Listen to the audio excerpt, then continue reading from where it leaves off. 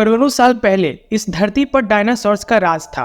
एक बहुत बड़े धूमकेतु ने उनके अस्तित्व को पृथ्वी से पूरी तरह मिटा दिया। एक बार फिर उससे भी बड़ा धूमकेतु पृथ्वी से टकराने जा रहा है, जिससे मानव जाति का अस्तित्व संकट में आ जाएगा। पर इंसानों ने अपने बचाव के लिए ग्रीनलैंड में एक बंकर बना रखा है। ये कहानी जॉन और उसके फैमिली की है। जॉन अपनी पत्नी एलिसन और बेटे नेथन से बहुत प्यार करता है और वह उनके लिए कुछ भी कर सकता है, तो वह इस संकट से उन्हें बचाने के लिए कितनी हदें पार कर देगा। फिल्म की शुरुआत जॉन एली गैरिटी नाम के एक स्ट्रक्चरल इंजीनियर को दिखाते हुए होती है, जो कि एक बिल्डिंग को बनाने के प्रोजेक्ट पे काम कर रहा होता है। बाद में वह जॉर्जिया के अटलांटा शहर में अपने से अलग हो चुकी बीवी एलिसन और बेटे नेथन से मिलने घर जाता है। यहाँ हमें पता चलता है कि नेथन को डायबिटीज है और वह हमेशा इंसुलिन पंप के साथ रहता है। हालांकि जॉन और एलिसन के बीच के रिश्ते ठीक नहीं होते, पर फिर भी दोनों अपने बेटे नेथन के लिए कूल रहने की कोशिश करते हैं। रिसेंट न्यूज में एक बहुत बड़ी खबर क्लार्क की है, जो कि एक धूमकेतु यानी कि कॉमेट है। गैरिटी परिवार क्लार्क को एटमॉस्फेयर से गुजरते हुए देखने के लिए फ्रेंड्स और नेबर्स के लिए एक पार्टी का अरेंजमेंट कर रहे होते हैं। जब जॉन ग्रोसरी लेने के लिए शॉप पहुंचता है, तो उसे आसमान में ढेर सारे एयरफोर्स के प्लेन्स दिखाई देते हैं। इन सब को इग्नोर करके वह शॉप के अंदर जाकर शॉपिंग करने में बिजी हो जाता है। तभी उसे अपने फोन पर एक प्रेसिडेंशियल अलर्ट मिलता है, जिसमें कहा जाता है कि उसे एलिसन और नेथन को एक सीक्रेट बंकर में रिलोकेट करने के लिए सिलेक्ट किया गया है। जब वह घर जाता है, तो वह ढेर सारे मिलिट्री वैन्स को गुजरते हुए देखता है। जॉन प्रेसिडेंशियल अलर्ट के बारे में एलिसन को बताने के लिए जाता है। तभी वह पाता है कि मेहमान पहले से ही आ चुके हैं। टीवी में वे क्लार्क के एक टुकड़े को समुद्र से टकराने की न्यूज देखते हैं। तभी अचानक एक कंपन होता है। जब जॉन बाहर देखने जाता है, तो उसे एक मैसिव शॉक वेव हिट करता है। वह घर में वापस आता है और न्यूज देखता है, तो उसे पता चलता है कि क्लार्क का टुकड़ा स्टेट ऑफ फ्लोरिडा में गिरा है और एक वीडियो में विनाशकारी प्रभाव और उसके बाद के आने वाले झटके को दिखाया जाता है। इसके बाद जॉन के फोन और टीवी में प्रेसिडेंशियल अलर्ट अपीयर होता है, जिसमें गैरिटी परिवार को रॉबिन्स के बंकर्स तक पहुंचाने के फ्लाइट्स के लिए एयरफोर्स के बेस पर रिपोर्ट करने के लिए कहा जाता है। जॉन एलिसन और नेथन को उनका सामान लेने और उसे बैग में पैक करने के लिए कहता है, क्योंकि वे अब वहां से निकलने वाले हैं। जैसे ही वे वहां से जाने लगते हैं, तभी उनका पड़ोसी एड जॉन को बताता है कि क्लार्क टुकड़ों का एक बहुत बड़ा समूह है, जिसमें से एक फ्लोरिडा में गिरा था। तभी उनकी एक और पड़ोसी डेबरा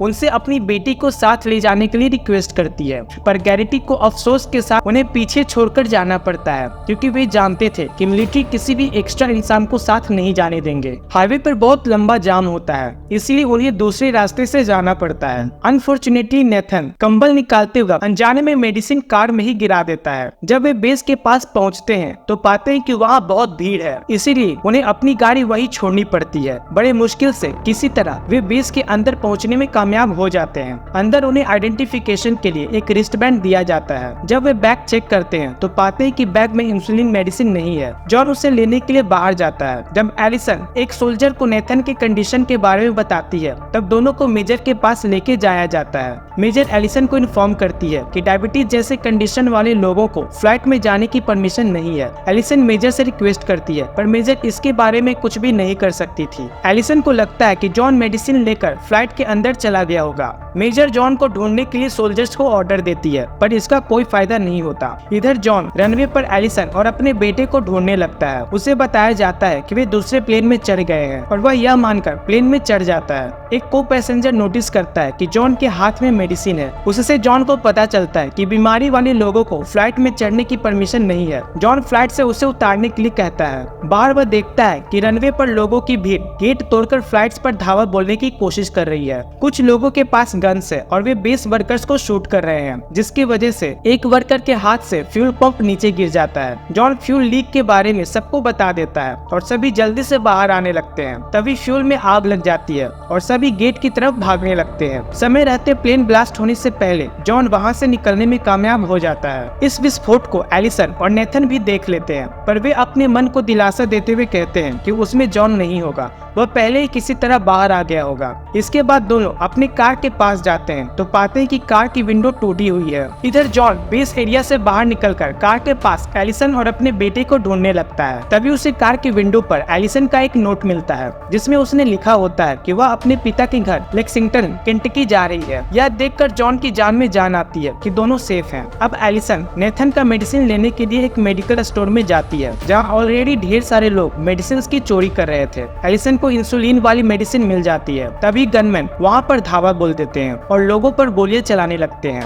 एलिसन नेथन को लेकर वहां से निकलने लगती है। तभी उनके सामने एक गनमैन आकर खड़ा हो जाता है। एलिसन उससे अपने बेटे की जान की भीख मांगने लगती है और वह गनमैन उसे जाने देता है। बाहर वह जूडी नाम की एक औरत से मिलती है और उसके पति को उन्हें नॉक्सविल तक छोड़ने के लिए मना लेती है। वह गाड़ी में नेथन को इंसुलिन का इंजेक्शन देती है।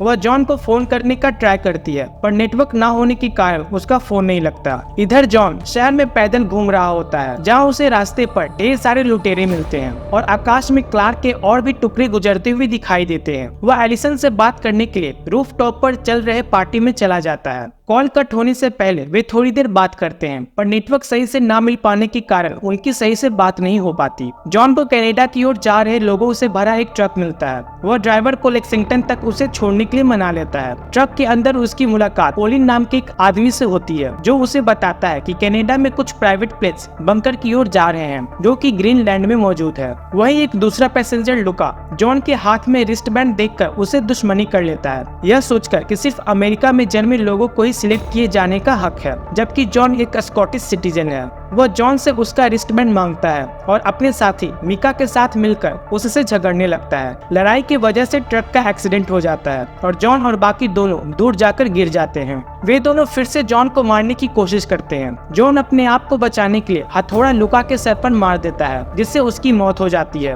वह देखता है कि इस एक्सीडेंट में कॉलिन मारा गया। वह इस घटना से डरा हुआ वहाँ से चला जाता है। इधर एलिसन से राल्फ और जूडी को पता चलता है कि उसके परिवार को बंकर के लिए सिलेक्ट किया गया था पर अनफॉर्चुनेटली उन्हें एंट्री नहीं मिली। राल्फ के दिमाग में एक एविल प्लान आता है और वह एलिसन को अपने कार से बाहर निकाल देता है और जबरदस्ती उसका रिस्ट बैंड उससे छीन लेता है। एलिसन फाइट बैक करने की पूरी कोशिश करती है पर राल्फ उसके ऊपर भारी पड़ जाता है। लास्टली वे नेथन को किडनैप करके वहां से चले जाते हैं। एयरपोर्ट पहुंचकर वे एंट्री पाने के लिए रिस्टबैंड दिखाने के साथ नेथन को अपना बेटा बताने की कोशिश करते हैं पर नेथन सोल्जर को बता देता है कि उसे किडनैप किया गया है, जिसके बाद उन दोनों को अरेस्ट कर लिया जाता है और नेथन सोल्जर के साथ चला जाता है। इधर एलिसन निराश होकर सड़क पर अकेली चलने लगती है। तभी एक फैमिली मिनी बस वहाँ से गुजर रही होती है जो कि उसे एयरपोर्ट तक लिफ्ट देने के लिए रुक जाती है। आगे उन्हें एक हैवी ट्रैफिक मिलता है तो एलिसन वैन से निकलकर दौड़ते हुए एयरपोर्ट की तरफ जाने लगती है। वहां पहुंचकर वह नेथन को ढूंढने लगती है। एक बड़े सोल्जर की मदद से उसे एक मेडिकल कैंप में नेथन मिल जाता है। डॉक्टर से उसे पता चलता है कि नेथन की तबीयत एकदम ठीक है। वह एलिसन और नेथन के लेक्सिंगटन जाने के लिए उस डायरेक्शन में जा रहे मिलिट्री वैन के साथ नेथन के एक हफ्ते की मेडिकेशन का भी इंतजाम कर देती है। उसकी ये हॉस्पिटलिटी देखकर एलिसन इमोशनल होकर उसे गले लगा लेती है। नेक्स्ट मॉर्निंग जॉन खाने और पानी के लिए एक खाली घर में घुस जाता है। जब वह टीवी चालू करता है तो उसे दुनिया भर में और अधिक विनाशकारी प्रभावों का पता चलता है। साथ ही अगले 24 घंटों में यूरोप में क्लार्क के सबसे बुरे प्रभाव, जिसमें 70% प्लांट एंड एनिमल लाइफ खत्म होने और मोर देन 75 मिलियन डेथ्स का अनुमान का पता चलता है। इसके बाद जॉन एक कार चुरा लेता है और एलिसन के डैड के घर चला जाता है। वहाँ उसे पता चलता है कि एलिसन और नेथन अभी तक वहाँ नहीं पहुँचे हैं। इधर एलिसन नेथन के साथ शहर के आउटस्कर्ट तक पहुंच जाती है। जॉन और एलिसन के डैड दोनों का इंतजार कर रहे होते हैं। तभी उन्हें एलिसन का फोन आता है, जिसके बाद दोनों उन्हें लेने के लिए चले जाते हैं। अपनी फैमिली से रीयूनाइट होकर सभी इमोशनल हो जाते हैं। घर लौटकर न्यूज से उन्हें पता चलता है कि और भी क्लार्क के टुकड़े टकराने वाले हैं, जिससे धरती के कई हिस्से तबाह हो जाएंगे। वे इस फैक्ट को एक्सेप्ट करने की कोशिश करते हैं कि शायद वे आने वाले दिन में मारे जाएंगे। तभी जॉन को याद आता है कि कॉलिन ने उसे ग्रीनलैंड जाने वाले प्लेन्स के बारे में क्या कहा था कि कनाडा में कुछ पायलट्स लोगों को वहाँ ले जा रहे हैं। वह बिना समय गवाए एलिसन को जाने के लिए तैयारी करने के लिए कहता है। जॉन एलिसन के डैड डेल को भी अपना सामान पैक करने के लिए कहता है। यहीं पर हमें पता चलता है कि जॉन और एलिसन अलग क्यों हुए थे। दरअसल कुछ साल पहले जॉन ने एलिसन को चीट किया था जब उनके बीच थोड़ी दूरी आने लगी थी और वह इस बात को लेकर आज तक पछता रहा है। जब वे बात कर रहे होते हैं तभी क्लार्क का एक और टुकड़ा जमीन से टकरा जाता है, जिससे उन्हें पता चलता है कि उनके पास अब समय बहुत कम है। वे डेल को साथ आने के लिए कहते हैं पर वह वहीं पर रहने का फैसला करता है। वे भारी मन के साथ डेल को वहीं छोड़कर होकर कनाडा की ओर चले जाते हैं। वे ट्रेवल करके अप स्टेट न्यूयॉर्क तक पहुंच जाते हैं। तभी उन्हें ट्रेन पटरी से उतर जाने के कारण हेवी ट्रैफिक का सामना करना पड़ता है। ऊपर से रेडियो पे एक रिपोर्ट आता है कि उस जगह क्लार्क के मोल्टन मलबे गिरने वाले हैं। तभी वहाँ पर आसमान से आग के गोले बरसने लगते हैं। जॉन उनसे बचते हुए कार को जंगल में लेकर चला जाता है। वह एलिसन और नेथन को एक अंडरपास के नीचे छुपा देता है। उसे लोका को जान से मारने का गिल्ट होता है, इसीलिए वह अपना हाथ जलाकर कार में फंसे एक आदमी को सेफली निकलने में मदद करता है। सब कुछ शांत होने के बाद फैमिली दोबारा अपना ट्रिप जारी रखते हैं। वे एयरपोर्ट तक पहुंच जाते हैं तो देखते हैं कि प्लेन्स जा रहे हैं। एक प्लेन अभी भी वहाँ पर होता है।